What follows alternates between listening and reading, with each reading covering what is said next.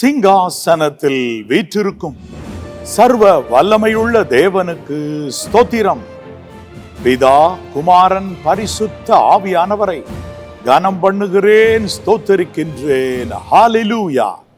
கர்த்தருடைய வார்த்தைக்கு நேராய் இன்றும் நாம் திரும்புவோமா?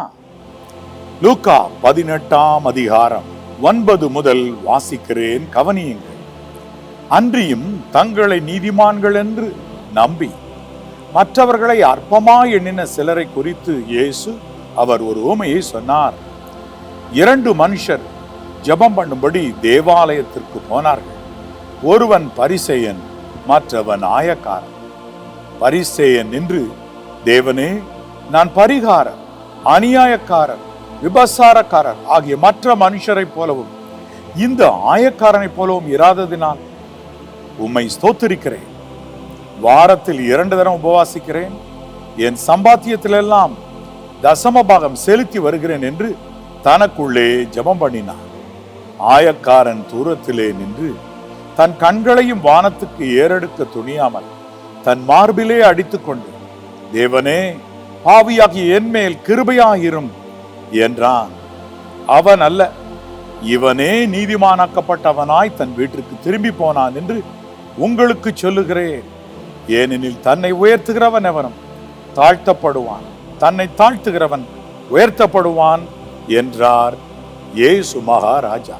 இந்த பூமியில் இருந்த போது இந்த உவமையை அவர்களுக்கு சொன்னார். என் அன்பு தேவனுடைய பிள்ளைகளே, ஒரு காரியத்தை புரிந்து கொள்ளுங்கள். 2 காரியங்கள் நம்மிடத்தில் இருக்கக்கூடாது என்று ஆண்டவர் வலியுறுத்துகின்றார். 1, தங்களை நீதிமான்கள் என்று நம்பி, இந்த நம்பிக்கை இருக்கக்கூடாது. 2வது, மற்றவர்களை அற்பமாய் எண்ணின சிலரை குறித்து. அப்படின்னா நம்ம இயேசுவின் ரத்தத்தினால் கழுவப்பட்ட நீதிமான்கள் தான். ஆனா தங்களை நீதிமான்கள் என்று நம்பி மற்றவர்களை அற்பமாய் எண்ணுகிற இந்த செயல் நமக்கு தூரமாய் இருப்பதா. இந்த 2ம் அண்ணன் தம்பி மாதிரி. உண்மையும் உத்தமும் எப்பொழுதும் சேர்ந்து இருக்கும், நீதியும் நியாயமும் எப்போதும் கலந்து இருக்கும். அதை போல இந்த 2ம் சேர்ந்து இருக்கிறது. ஆகவே உங்களையே நீதிமான்கள் என்று நம்பி மற்றவர்களை அற்பமாய் எண்ணாதபடிக்கு எச்சரிக்கையாய் இருங்கள். இயேசு மகாராஜா நமக்கு கற்பித்த இந்த பாடத்தை கூட இன்றைக்கு படித்துக் கொள்ள போகிறோம். முதலாவது, ஆண்டவருடைய சிந்தை என்ன? பிலிப்பியர் 2ஆம் அதிகாரம் 3ஆம் வசனம். மனத்தாழ்மையினாலே ஒருவரை ஒருவர் தங்களிலும் மேன்மையானவர்களாக எண்ண கடவீர்கள். இதுதான் கிறிஸ்துவின் சிந்தையாய் இருக்கிறது. மனத்தாழ்மையினாலே ஒருவரை ஒருவர் தங்களிலும் மேன்மையானவர்களாக எண்ண கடவீர்கள். இது போதகர், ஊழியர், ஒரு விசுவாசி அப்படி இல்லாமல் தேவ பிள்ளைகள் யாராய் இருந்தால் என்ன, ஒருவரை ஒருவர் நீங்கள் உங்களிலும் மேன்மையானவர்களாக எண்ணுங்கள். ஒரு கிராமம் இருந்தது. அந்த கிராமத்திலே ஒரு நல்ல வசதி படைத்த செல்வந்தன் இருந்தான். அதே வேளையிலே அந்த ஊரின் ஒரு முனையிலே ஒரு பிச்சைக்காரன் ஒரே இடத்தில் உட்கார்ந்து எப்போதும் பிச்சை எடுத்துக்கொண்டே இருப்பான். வருவோர் போவோர் அவருக்கு, அந்த பிச்சைக்காரருக்கு பிச்சை போடுவார்கள். என் அன்பு தேவனுடைய பிள்ளைகளே, ஒரு நாள் அந்த ஊரினுடைய அந்த செல்வந்தர், ஊரிலேயே செல்வந்தராய் இருக்கிறவர் நொடித்து போனார், பண கஷ்டத்திற்குள்ளானார். வேதனையோடு கூட அவர் தன் கவலையை சொல்லி தீர்த்து கொண்டு நின்று கொண்டிருந்தார். அந்த நேரத்திலே இந்த பிச்சைக்காரனும்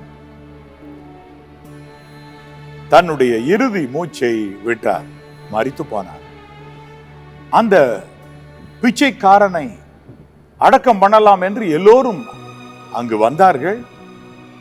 அவன் உட்கார்ந்திருந்த போர்வையை நீக்கின பொழுது அதற்கு கீழே ஏராளமான பணம், அவன் பிச்சை எடுத்தே பத்திரமாய் சிக்கனமாய் சேர்த்து வைத்த பணம் ஏராளம் தான் உட்கார்ந்திருந்த இடத்திற்கு கீழே அவன் குழி தோண்டி எல்லாம் பத்திரமாய் போட்டு வைத்து அதற்கு மேலே அந்த பெட்ஷீட்டை போட்டு எப்போதும் உட்கார்ந்து கொண்டிருந்திருக்கிறார்.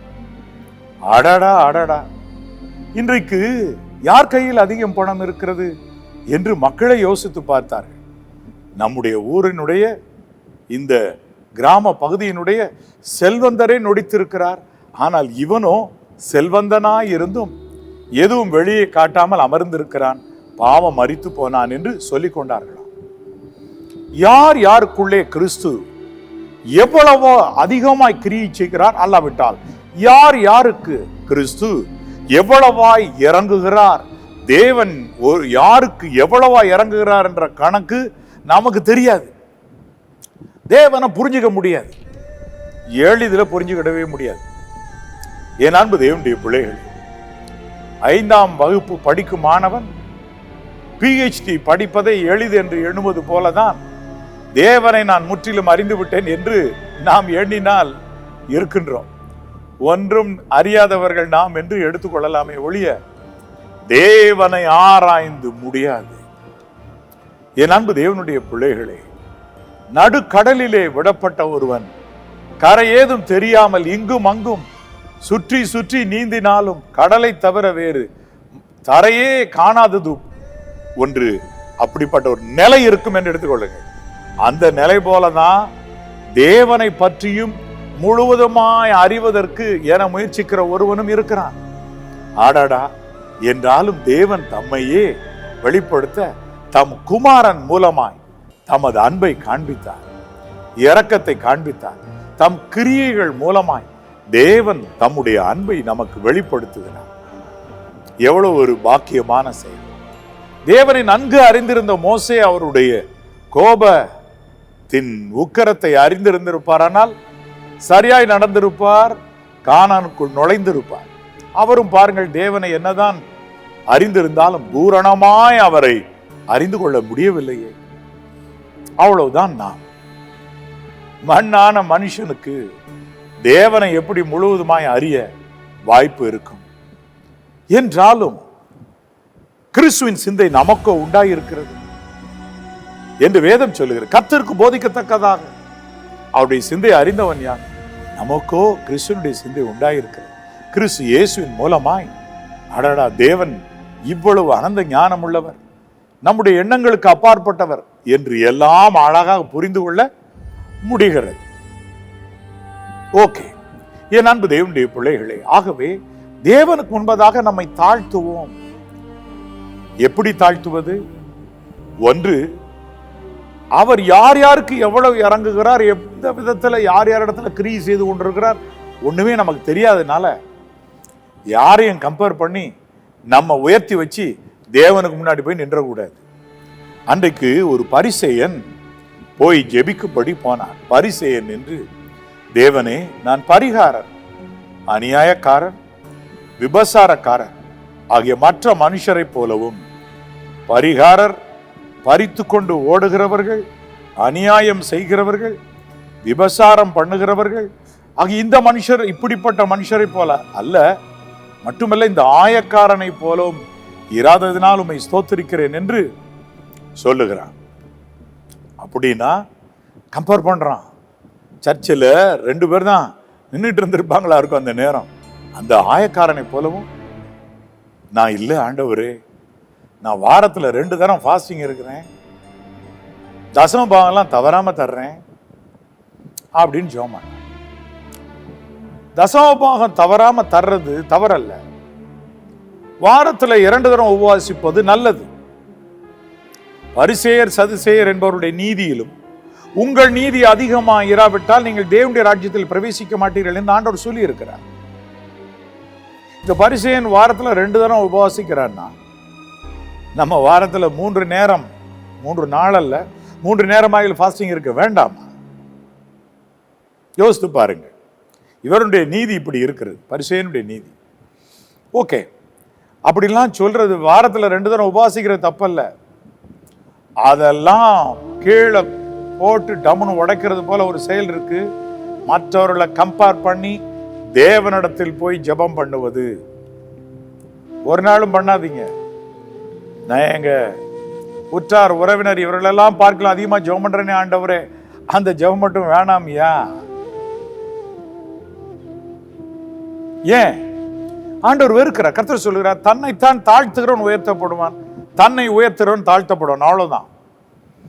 ஆகவே ஒருவரை ஒருவர் தங்களிலும் மேன்மையாக எண்ண கடவீர்கள் என்று கர்த்தருடைய வார்த்தை பிலிப்பியர் 2:3 நமக்கு ஆலோசனை சொல்லுகிறது. அப்படியானால் அந்த ஆலோசனையை பற்றிக்கொள்வோம். இரண்டாவது, அந்த ஆயக்காரன்ட்ட இருக்கிற தாழ்த்துகிற குணம் நம்மகிட்ட இருக்கட்டும். அந்த ஆயக்காரன் என்ன சொல்றாரு? தேவனே, பாவியாகிய என் மேல் கிருபையாயிரு. பாருங்க, ஆயக்காரன் தூரத்திலே நின்று, இந்த பரிசேயன்ட்ட இருந்து மற்றும் தேவனுடைய அந்த ஆல்டர் பகுதி பக்கம் கூட போகல, தூரத்திலே நின்று என்ன சொல்றான்? தேவனே, பாவியாகிய என் மேல் கிருபையாயிரும் என்றான். இந்த வார்த்தையை பிடிச்சுக்கிடுங்களேன். தேவனே, என் மேல் கிருபையாயிரும், பாவியாகிய என் மேல் கிருபையாயிரும் நம்ம எப்பயுமே சொல்ல தேவையில்லை. நாம் தேவ சமூகத்திலே கிறிஸ்துவின் இரத்தத்தினால் கழுவப்பட்டவர்களாக பாவ மன்னிப்பை பெற்று நித்திய ஜீவனை உடையவர்களாக இருக்கும் பொழுது பாவியாகிய என் மேல் கிருபையாயிரும் சொல்ல தேவையில்லை. ஆனா அதை மட்டும் விட்டுட்டு மற்றது சொல்லாமே, தேவனே என் மேல் கிருபையாயிரும். ஆபிரகாமை பாருங்க, நான் தூளும் சாம்பலுமாய் இருக்கிறேன். ஆடாடா ஆடாடா, என்ன தாழ்த்துதல்! அந்த ஞானம் நமக்கு ஏன் வரக்கூடாது?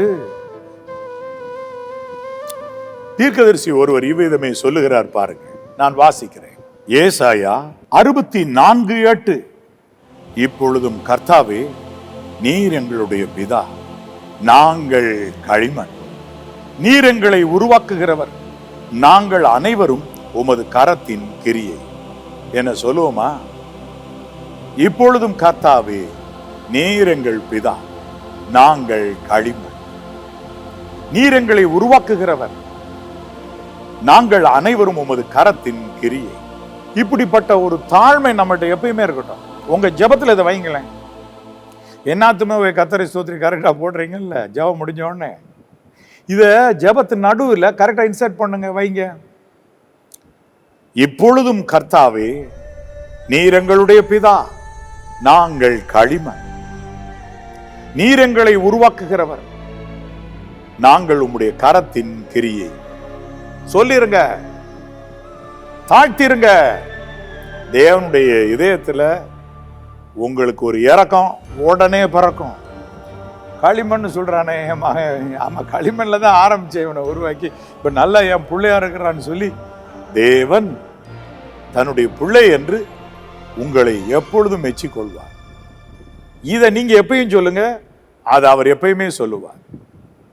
என் அன்பு தேவனுடைய பிள்ளைகள், 2 வார்த்தை, இந்த வார்த்தை, இந்த வசனம் ஏசாயா தீர்க்கதரிசி இப்படி சொல்லி இருப்பாரானா? ஏசாயா 64:8, இப்பொழுதும் கர்த்தாவே, நீர் எங்களுடைய பிதா, நாங்கள் களிமண், நீர் எங்களை உருவாக்குகிறவர், நாங்கள் அனைவரும் உமது கரத்தின் கிரியை. ஆபிரகாம் போல, கர்த்தாவே, நான் உமக்கு முன்பதாக தூளும் சாம்பலுமாய் இருக்கிறேன். இந்த 2 பிடிச்சுக்கலாம். இந்த ஆயக்காரன் சொன்ன வார்த்தையும் பிடிச்சுக்கிடலாம். தேவனே என் மேல் கிருபையாயிரும், தேவனே என் மேல் கிருபையாயிரும். அருமையா பெர்க்மான் ஐயா அவருடைய பாடல் ஒன்று, மனம் இறங்கும் தெய்வம் இயேசு, சுகம் தந்து நடத்தி செல்லுவா, யெகோவா ராஃபா இன்றும் வாழ்கிறார், சுகம் தரும் தெய்வம் இயேசு, சுகம் என்று தருகிறார். மனம் இறங்குவனும் ஆண்டவர் இயேசு, மனம் இறங்கும் தெய்வம் இயேசு. அப்படி சொல்லி நீங்க பழகுங்க.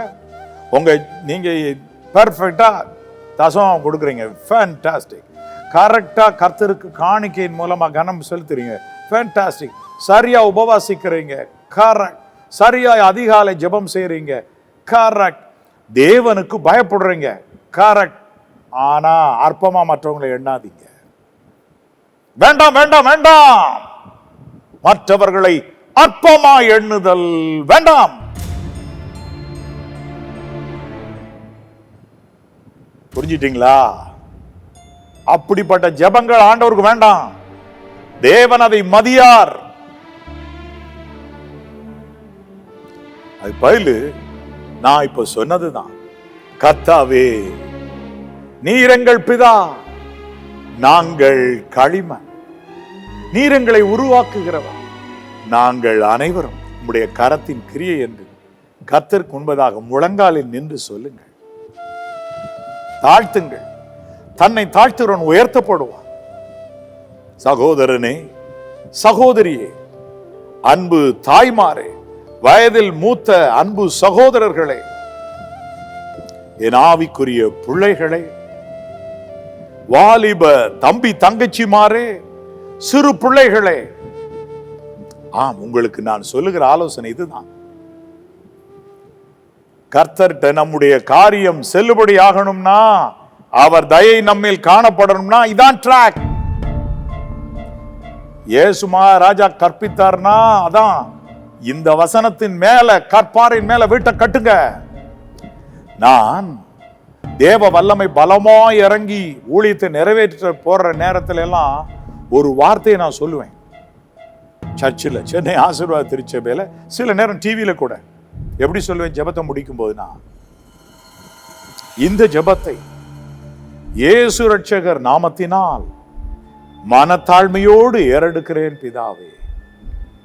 அந்த வார்த்தை வேணும். மனத்தாழ்மையை அந்த நேரம் அணிந்து நிற்க வேண்டியதா அவசியம். புரிந்து கொண்டீர்களா? ஒரு அருமையான ஒரு வயதான ஐயா, அவர் கண்ணியமானவர், நல்ல செல்வந்தர். அவர் வேத அறிவினால் நிறைந்த ஒரு அருமையான பக்தி உள்ள ஒரு பரிசுத்தவான். அவருடைய மரண நேரத்தில் என்ன சொன்னார் என்று, அவருடைய மரணத்திற்கு பின்பு ஆறுதல் கூட்டத்துக்கு நான் போயிருந்த பொழுது சொன்னார்கள் என்றால், ஒரே ஒரு வார்த்தை தான் சொல்லிட்டேன், தேவனே என் மேல் கிருபையாயிரு, தேவனே என் மேல் கிருபை. கை சுத்தமானவர், பரிசுத்தமானவர், தேவ சித்தம் செய்பவர், மனுஷருக்கு முன்பதாகவும் தேவனுக்கு முன்பதாகவும் அப்பொழுது இல்லாதவர். ஆனா அவர் மரண நேரத்தில் சொன்ன வார்த்தைகள் இதுதான், தேவனே என் மேல் கிருபையாயிரு, தேவனே என் மேல் கிருபையாயிரு, தேவனே என் மேல் கிருபையாயிரு. அதான் நல்லது. தாழ்த்துங்க. அப்படி நாம் செய்ய பழகிக் கொள்வோம். என் அன்பு சகோதர சகோதரிகளே, பழகிக் கொள்வோம். என்ன சரியா? ஓகே. இந்த வசனத்துல இன்னும் ஒரு சில காரியங்களை சொல்லி ஜெபிக்க நான் இருக்கிறேன். இயேசு மகாராஜா இன்னொன்றையும் கற்பித்தார். இந்த சிறியரில் ஒருவரையும் நீங்கள் அற்பமா எண்ணாதபடி எச்சரிக்கையா இருங்கள். அந்த அதிகாரத்தை மேல படிச்சு பாருங்க. இயேசு தமக்கு முன்பதாக ஒரு சிறு பிள்ளையை கூப்பிட்டு எல்லாருக்கும் முன்பதாக நிறுத்தி பேசிக் கொண்டிருக்கிற நேரத்தில் இதை சொல்லுகிறார். சின்ன பிள்ளைகளா இருந்தாலும் நம்ம அவங்களை அற்பமா எண்ணக்கூடாது. கோலியாத் தனக்கு எதிரே இளைஞனும் சௌந்தரிய மேனியும் உள்ளவனுமாக தாவீது வருகிறதை பார்த்தோன்னே சுற்றி பார்த்து அவனை கண்டு அற்பமாய் அசட்டை பண்ணினான் என்று வேதம் சொல்லுகிறது. இன்னும் கொஞ்ச நேரத்துல இந்த தாவீது கோலியாத் தலை எடுக்க போறாருன்னு அவனுக்கே தெரியாது, அந்த கோலியாத்துக்கு தெரியாது. அப்படிப்பட்ட ஒருவரை அற்பமாய் அவர் எண்ணிக்கொண்டு வருகிறார். வசனத்தை பாருங்கள். 1 சாமுவேல் 17:42. பெலிஸ்தன் சுற்றி பார்த்து தாவீதை கண்டு அவன் இளைஞனும் சௌந்தரிய ரூபமான சிவந்த மேனியுள்ளவனுமாய் இருந்தபடியினால் அவனை அசட்டை பண்ணினான். இளைஞன் தானே, யுத்தத்துல ஒன்றும் ரொம்ப வல்லவன் அல்ல, ரொம்ப பழைய இருக்க மாட்டானே யுத்தம்லாம், அப்ப இளைஞன் தானே அப்படின்னு அசட்டை பண்ணினான். சில வினாடிகள் அல்லது சில நிமிடங்களுக்குள் கீழே விழுந்து கிடக்கிறான். அவன் தலை தனியாக இருக்கிறது, உடம்பு தனியாக இருக்கிறது.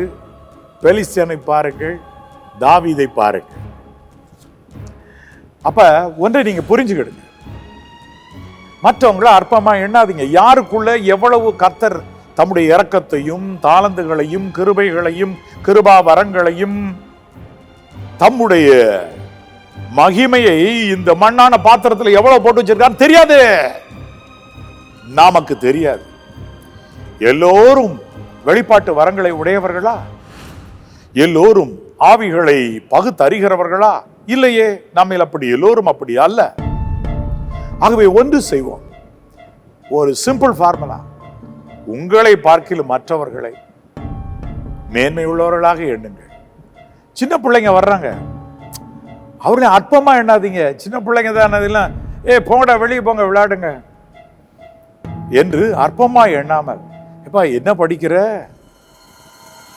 எத்தனா புய்யா படிக்க அப்படின்னு கேளுங்க, உட்கார்ந்து அன்பா பேசுங்க.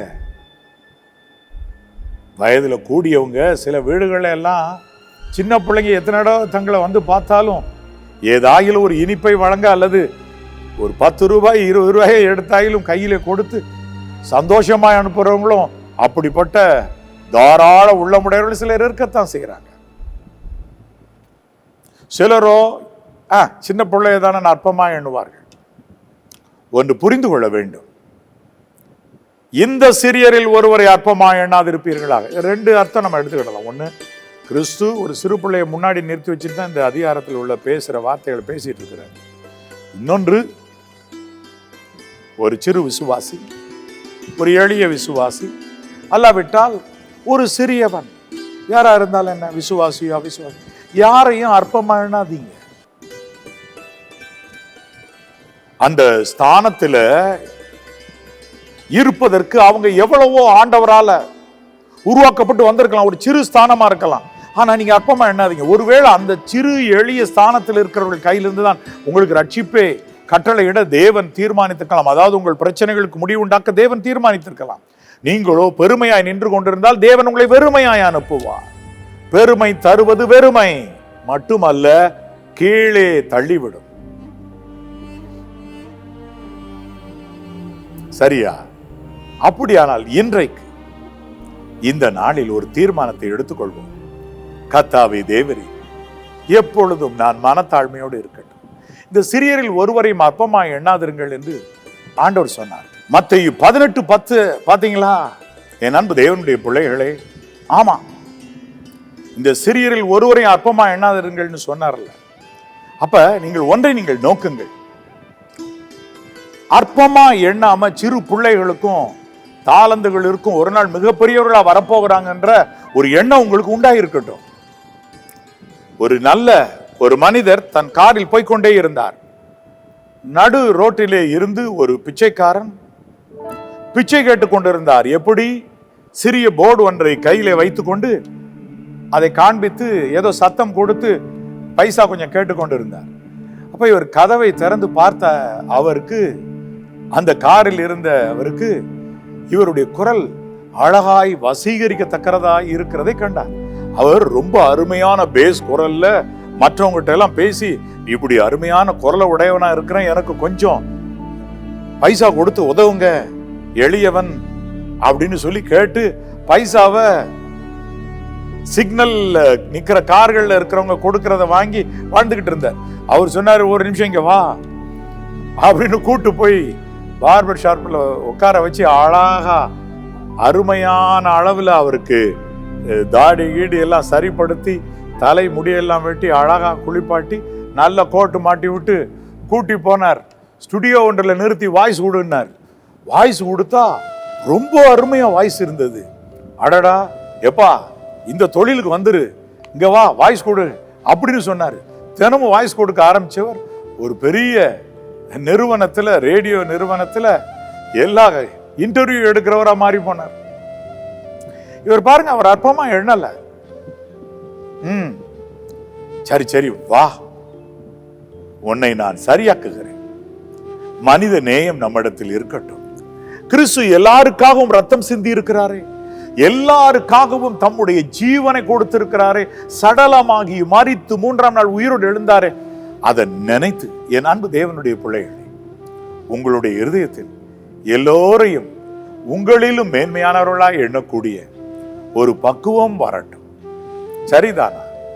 கர்த்தர் உங்களை அப்பொழுது மிகவும் ஆசீர்வதிப்பார். ஏனெனில் 1 கொரிந்தியர் 1:28 உள்ளவைகளை அவமாக்கும்படி உலகத்தில் இழிவானவைகளையும் அற்பமாய் எண்ணப்பட்டவைகளையும் இல்லாதவைகளையும் தேவன் தெரிந்து கொண்டார். தேவனே அவர்களை தெரிந்து கொண்டிருக்கும் போது நீ அற்பமா எண்ணாத. ஆனால் பவுல் ஒரு நேரம் சபைக்கு ஆலோசனை சொல்லிட்டு இருக்கும்போது ரொம்ப டென்ஷன் ஆயிட்டார். உங்களுக்குள்ள ரொம்ப பிரச்சனை இருந்துச்சுன்னா ஒண்ணு செய்யுங்கப்பா, உங்க சர்ச்சில் அற்பமா எண்ணப்பட்டவன ஒருத்தனை ஜட்ஜா உட்கார வச்சு அவன் என்ன சொல்றான தீர்ப்பு அதுக்கு நீங்க உடன்படுங்க அப்படிங்கிற. நீங்கள் நியமித்துக் கொள்ளுங்க. தேவன் தெரிந்து கொண்டார் இழிவானவர்கள், நீ நியமித்துக்கொள் அவர்களை உனக்கு ஜட்ஜா அப்படின்னு சொன்னார். உங்களுக்குள்ள சண்டையா இருக்கா, தீர்க்க தெரியலையா, இழிவான ஒருவரை மேல வச்சு ஜட்ஜா உட்கார வச்சு உங்களுக்குள்ள இருக்க சண்டையை தீர்த்துக்கிடுங்க. அப்படி செய்ய உங்களுக்கு மனது உண்டா? ஆம். தேவ சிந்தை எப்படியா இருக்கிறது, கிறிஸ்துவின் சிந்தை எப்படியா இருக்கிறது புரிந்து கொண்டோமா? என் அன்பு சகோதர சகோதரிகளே, புரிந்து கொண்டோமா? ஓகே, நாம் இப்பொழுதும் ஜெபம் செய்வோம். என் அன்புள்ள பரிசுத்த பரலோக பிதாவே, கர்த்தாவே தேவரே, தங்களிலும் மற்றவர்களை மேன்மையாய் எண்ண, தங்கள் நீதியை நம்பி, தங்களை நீதிமான்கள் என்று நம்பி மற்றவர்களை அற்பமாய் எண்ணுகிறவர்களை குறித்து இந்த ஒரு ஓமையை இயேசு மகாராஜா சொன்னீரே, அந்த ஓமையை நாங்கள் நினைக்கிறோம். அதிலிருந்து சில பாடங்களை கற்றுக்கொண்டோம். இயேசு மகாராஜாவே கற்றுக்கொண்டோம். இப்பொழுதும் கர்த்தாவே தேவரீர் உம்முடைய வல்லமை இறங்கட்டும். யார் யார் தாழ்மை இப்பொழுதும் அணிந்து கொள்கிறார்களோ, யார் யார் தாழ்மை அணிந்து கொள்ளுகிறார்களோ அத்தனை பேர் மேலும் இப்பொழுது பரிசுத்த அக்கினி இறங்க கடவது. இப்பொழுதே அவர்களுடைய வாழ்க்கையில் அவர்களுக்கு எதிராய் நிற்கிற எல்லா தீமைகளை, வழக்கு வாதுக்களை எல்லாம் நொறுக்கி எறிவீரா. சஞ்சலம் தவிப்பும் மாறட்டும். இப்பொழுது தொடர்ந்து நடத்தும் கர்த்தாவே, இந்த ஜெபத்தை இயேசு கிறிஸ்துவின் நாமத்தினால் நன்றி சொல்லி மனத்தாழ்மையோடு ஜெபிக்கிறேன் பிதாவே. ஆமென், ஆமென். ஆம், என் அன்பு தேவனுடைய பிள்ளைகள், உங்கள் இருதயம் பயப்படாதபடி, கலங்காதபடி தீர்மானித்துக் கொள்ளும். கர்த்தர் உங்கள் மேல் கரிசனையா இருக்கிறார். இன்று அவர் கற்பித்திருக்கிற இந்த எளிய பாடத்தை அனுதினமும் நினைவில் கொள்ளுங்கள். வீட்டில் எழுதி வைத்துக் கொள்ளுங்கள். எந்த வசனத்தை எழுதுனா டக்குன்னு ஞாபகத்தில் இருக்கும். தேவனே என் மேல் கிருபையாயிரும். வசனங்களை எப்பொழுதும் மனதில் நிறுத்தும்படி எழுதுங்க. சரியா? ஆமா. உங்க பைபிள்ல புக் மார்க் மாதிரி ஒரு சிறு வெள்ளை அட்டையை வெட்டி எந்தெந்த இடத்துல படிக்கிறீங்களோ அது ஞாபகத்துக்கு வைக்கிறதுக்காக வச்சுக்கிட்டு அதுல ஆண்டவர் சொன்ன இந்த வார்த்தைகள் உங்க இதயத்துல பசுமர தாணி போல பாயும்படி அதை புக் மார்க்கா கூட வைத்துக் கொள்ளலாம். நீங்க எப்பொழுதும் எடுக்கும் பொழுது எளிதாக நீங்கள் தொடர்ந்து படிப்பதற்கு உதவியாக இருக்கும் அல்லவா? என் அன்பு தேவனுடைய பிள்ளைகளே, அதை விட இன்னொரு அருமையான வசனம், அதை நீங்கள் எழுதி வைத்துக் கொள்ளலாம் உங்களுடைய வீட்டிலே. என்ன? கர்த்தாவே நீர் எங்கள் பிதா, நாங்கள் களிமண், நீர் எங்களை உருவாக்குகிறவர், நாங்கள் அனைவரும் உமது கரத்தின் கிரியை.